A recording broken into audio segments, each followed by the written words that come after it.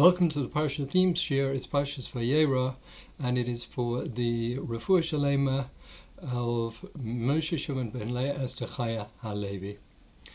So theme 1, God appears to Avraham, then he sees three strangers.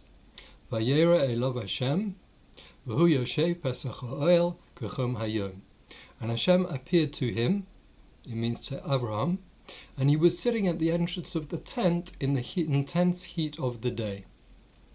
And then the Pasuk says, Vayisa einav v'yar, and he lifted his eyes and saw, and behold, three men were standing over him. And he saw and ran towards them. What do we learn from Avraham putting Hashem on hold, so to speak, and attending to the needs of the strangers?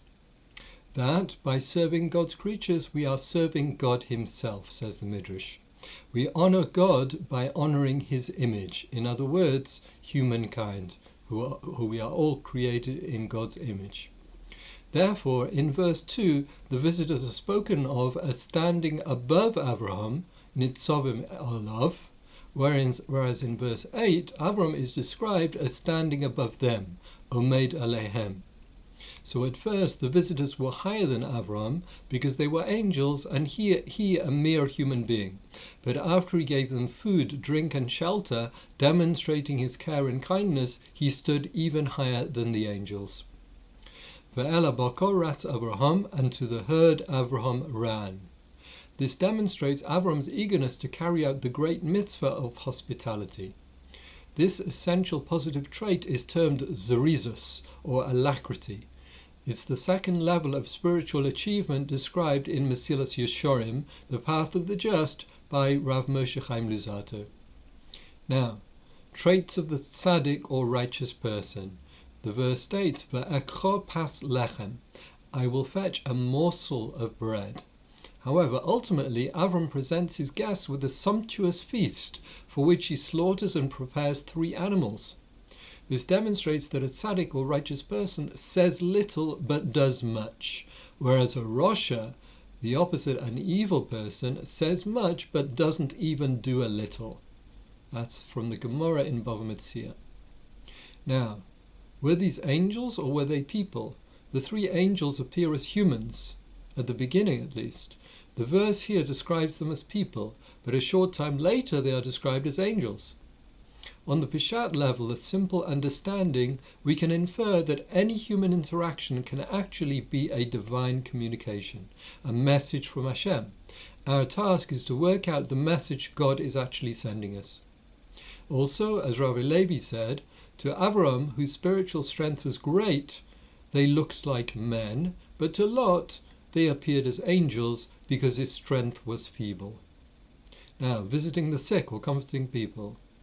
Just as Hashem appeared here to Avram after his bris milah, his circumcision, without speaking, when we are visiting the sick, even if we don't have much to say to them, we can nevertheless just be there with them to mitigate their loneliness. Now, judging others favourably. Regarding the people of Sodom, the verse states, Erda na ve'era hakasa haba elai. I will descend and see if they continue to act according to the cry that has come to me. The implication is that God judges man only as he is at the moment. This is also why he later saves Ishmael's life, even though his descendants would go on to become sworn enemies and murderers of the Jewish people. I will descend, the verse states, implies that judges should not rely on hearsay or jump to conclusions without firm evidence. Also, for each of us, the message is not to judge other people only with strict heavenly justice, but rather to consider any mitigating factors and look upon their actions mercifully. If Hashem didn't constantly come down to our level, so to speak, and judge us sympathetically, we couldn't possibly continue to exist. From the perspective of the heavens alone, in other words, heavenly judgment, we shouldn't even be here. We don't deserve a second chance. Now, Avram prays for the people of Sodom. The verse states, Vayigash Avraham vayomer, and Avram approached and said, would you obliterate the righteous along with the wicked? Va'anshe Sodom ro'im va'achatoim. The people of Sodom were exceedingly evil and sinful to HaShem, and accordingly Avraham Avinu hated their actions as deeply and intensely as possible.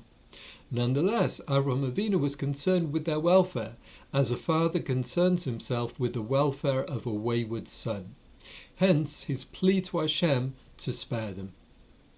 When Avraham saw that the angels were already headed towards Sodom in order to annihilate it, he realized that he had to go against his naturally kind disposition and that he had to be strong and clear. He had to argue vehemently and demand of God that he annul his decree. From Avram's example, we learn that when we are presented with the opportunity to save another person, either physically or spiritually, we must not hesitate. We should immediately do all in our power to come to the person's aid, even if that means acting in direct opposition to our natural instincts. Perhaps there are 50 righteous amongst the people, says Avraham. Now, besoch ha'ir, a sign of righteous people is that they are found amongst the people. In other words, fully participating in society and attempting to transform it. A tzaddik is part of the world and is duty-bound to influence and benefit his society. Avraham hoped that a small core of righteous people in Sodom could influence the majority to change their ways. Now, Avram's popularity and great influence. When Avram and Sarai left Haran for the Holy Land, they were joined by the souls which they had made in Haran, says the verse. In other words, the community of men and women who rallied to their cause, and there were many of them. And throughout his life, we see Avram was highly respected by the upper echelons of the society he lived amongst, who often describe him as a prince or even a king. Thus, 65 years after leaving Haran, Avram was able to say to his servant Eliezer, "When God summoned me from the house of my father, he was God of the heavens, but not of the earth. The inhabitants of the earth did not recognize him, and his name was not referred to in the land. But now that I have made his name familiar in the mouths of his creatures, he is God in both heaven and earth." What was the secret to Avram's great popularity and influence? It was both his courageous spiritual truth-seeking and his selfless care and empathy for his fellow man, based on the principle that every single person is created in God's image. Now, are good intentions enough? Are good intentions a license to sin? The Torah clearly says no. We see from Avimelech that good intentions do not purify a wrong deed. He may have intended to honor Sarah by making her his queen. However, we see that the sole criteria for determining the correctness of a particular course of action or speech is whether it complies with God's will or not. Now, Sodom, where compassion was a crime. Again, the pasuk says, "Erdana, I will descend and see if they continue to act according to the cry that has come to me." According to the Midrash, the cry that came before God was from a single woman who was mercilessly tortured to death by the people of Sodom for the sole crime of feeding a poor person. A cry from one person can have a tremendous impact. Similarly, a cry from a person davening, praying, can also have an enormous impact, despite the appearance that God may not have answered us. In truth, every prayer counts. It is stored up and acquires great merit for us for the future. The angel said, "Ki mashchisim anachnu es hamakom hazeh," because we are about to destroy this place, for the outcry before God has increased, and God has sent us to destroy it. The fatal sins of Sodom were their greed and cruelty. The fact that they wouldn't help the poor and needy sealed their fate. According to some, the wickedness of Sodom and its neighboring cities was a misguided overreaction to Noah's flood. The generation of the flood had been wiped out, chiefly because they practiced and condoned robbery, the forceful and unjust taking of one person's property by another. The residents of Sodom, aware of this, declared private property rights absolute, to the extent of outlawing charity and hospitality as unjust uses of another person's possessions. In their zeal, the people of Sodom did not realize that this opposite extreme was just as destructive as condoning robbery itself. So, since the world cannot fulfill its purpose of being God's true home, if we human beings cannot get along with each other, Sodom and its neighboring cities had to be eliminated, just like the generation of the flood. Nonetheless, since their intentions, however warped, stemmed from a desire to do the right thing, we are told these cities will be restored in the Messianic era. We can learn from this that our challenge is to find the proper balance rather than live a life of extremes. Now, that fateful night in Sodom. The response of Lot's sons-in-law when Lot told them of the impending disaster was to mock him.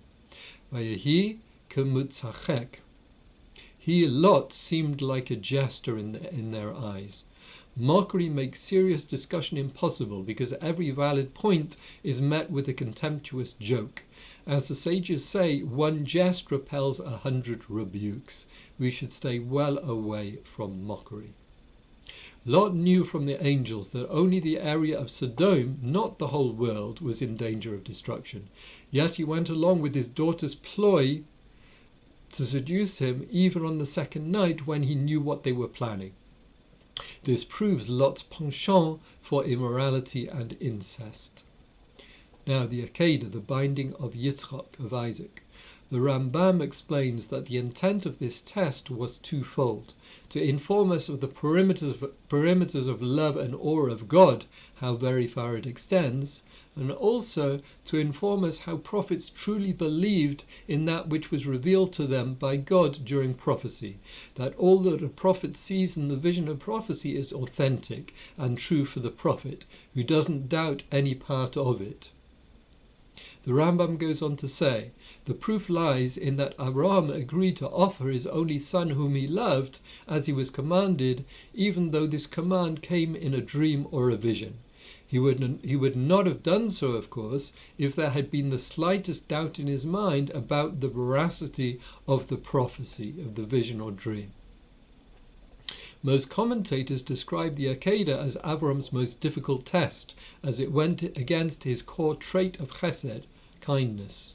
We see therefore that its primary quality is in fact his unquestioning obedience to his Creator, be it logical or not. And that is the key, obedience to our Creator and to the Torah. Now, Avimelech versus Avraham. Morality comes from Yiras Shamayim, or fear of heaven. Avimelech, as the ruler of a land lacking in Yiras Shamayim, stands in contrast to Avram, who is described after Akeida's Yitzchak, the binding of Yitzchak, as a Yireh Elokim, one who fears HaShem.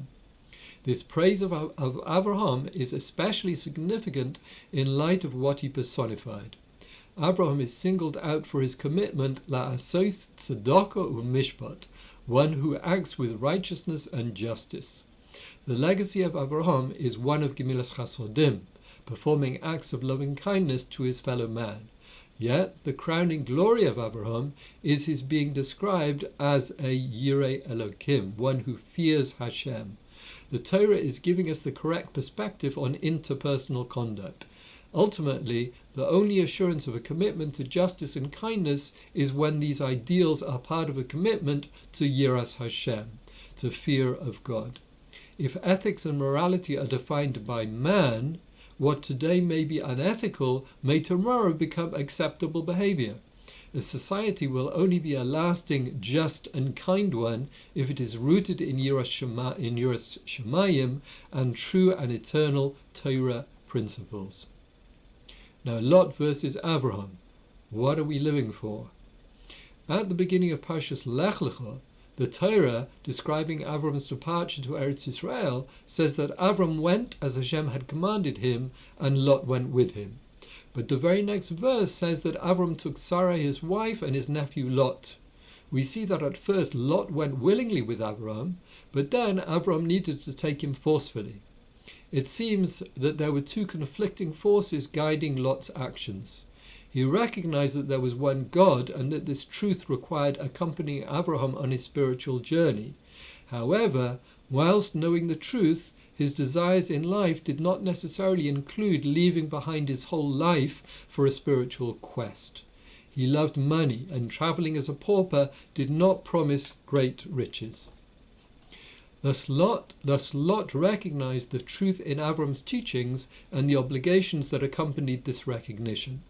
Consequently, he never blatantly transgressed any Torah mitzvahs, bearing in mind that the Avos, the forefathers, kept the Torah even before it was officially given on Har Sinai. Lot, actively observed Pesach and Hachnosas Orchim, the mitzvah of hospitality, because he knew that was required of him. However, his aspirations in life were not to achieve closeness to God and to develop himself spiritually. Instead, he was driven by a desire for pleasures epitomized by money and znus, or immorality. What happens when a person is faced with this dichotomy? He knows that he must keep the Torah because it is true, but he is driven by goals that conflict with it. Lot's actions answer this question.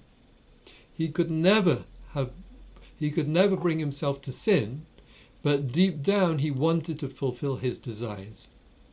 Consequently, even after he became aware of what had happened with his elder daughter, he nevertheless allowed himself to be seduced the next night in order that he could fulfill his desire without blatantly doing so.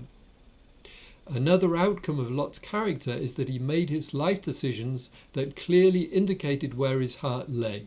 He preferred to leave Avraham and live in Sodom, showing a clear preference for the love of Gashmius, materialism, over Ruchnius, spirituality. It is hard to say that leaving Avraham was technically forbidden, but it clearly reflects where his desires lay. We can now also understand how Lot could say that he wanted no part in Avraham or HaShem, and yet continue to observe certain mitzvahs. This statement was a rejection of Avram's hashkafas hachayim, his life philosophy, that emphasized closeness to God and rejection of base physicality. However, Lot still knew that there was a God whose instructions had to be followed. When a person lives his life acknowledging the truth of Torah, but simultaneously pursuing goals alien to spirituality, the inevitable result is that his descendants and students will follow in his misguided path and probably degenerate even further. This dichotomy is also apparent in Lot's daughters. The Maharal brings two contradictory views about their intentions during the incident with their father. Rashi brings a midrash that their actions were driven by immorality. However, the Gemara in Horius says that their intention was to do a mitzvah, in other words, procreation to save the world, which they believed was in danger. The Maharal explains that they were driven by both factors. It seems that they inherited these contradictory desires from their own father. The lessons of Lot are highly relevant in present-day society. The Western world persists in trying to convince us that the source of happiness and success is physical satisfaction, money, honor, and power. It is quite possible for a person to observe the mitzvahs and simultaneously be driven by these goals. The account of Lot teaches us about the consequences of such an attitude. A person's observance will inevitably be compromised when he is faced with a conflict of interest between these dual driving forces. It may affect how he chooses to spend his time. Is his main goal to make a living or to get close to HaShem? Of course, there is nothing wrong with wanting to make a living, but it should only be a means to an end, a way of providing for one's family and enabling them to live a rich Torah life. Many other life decisions will be defined by a person's true aspirations, how much time he spends involved in mitzvahs as opposed to making money, where he chooses to live and where he sends his children to school. One may think that these areas do not involve explicit prohibitions, but nevertheless they define whether a person's life is driven by a desire to do Ratzon Hashem, the will of God, or something else. Moreover, we learn from Lot that if we follow his path, then, even if our children and students choose to do the same, eventually the powerful pull of Western society will overcome the deep recognition of truth. The only way to avoid this disastrous but all too common phenomena is to clarify why we keep the Torah. Is it because of grudging recognition that we have to, or because we know that it is the best and indeed only way of living a truly meaningful life? Now, lifting our eyes to see. The theme of lifting one's eyes and seeing appears in several places in our Parsha. Avraham is described as one who saw in this manner, whereas others in the Parsha fail to observe things properly. Sitting outside his tent in the heat of the day, Avraham chooses to lift up his eyes to view potential guests. Furthermore, years later, as Avraham is traveling to the Akeida, the binding of Isaac, he once again lifts up his eyes and observes Har HaMoriah, Mount Moriah, from a distance. What is the significance of not merely seeing, but also lifting up one's eyes to see? We can appreciate the manner in which Avraham observed things by contrasting this to others in the Parsha who failed to see. The sages note that after seeing Har HaMoriah from afar, Avraham turns to Eliezer and Yishmael and instructs them to remain behind as he and Yitzchak proceed to the Akeida. Avraham and Yitzchak saw a cloud of glory hovering over the mountain, whereas Eliezer and Yishmael saw nothing. Something special can be present, but if one fails to lift one's eyes and search for it, he may never notice it. Avraham actively sought out spirituality and thereby merited to see the divine presence. Looking for opportunities to lift our eyes is not just important in searching for HaShem, but it is critical for developing our relationships with our fellow man as well. In this area, Avraham also excels and actively seeks out opportunities to perform acts of chesed or kindness. Notwithstanding recovering from his bris milah, his circumcision at the age of 99, he eagerly searches for guests despite the intense heat of the day.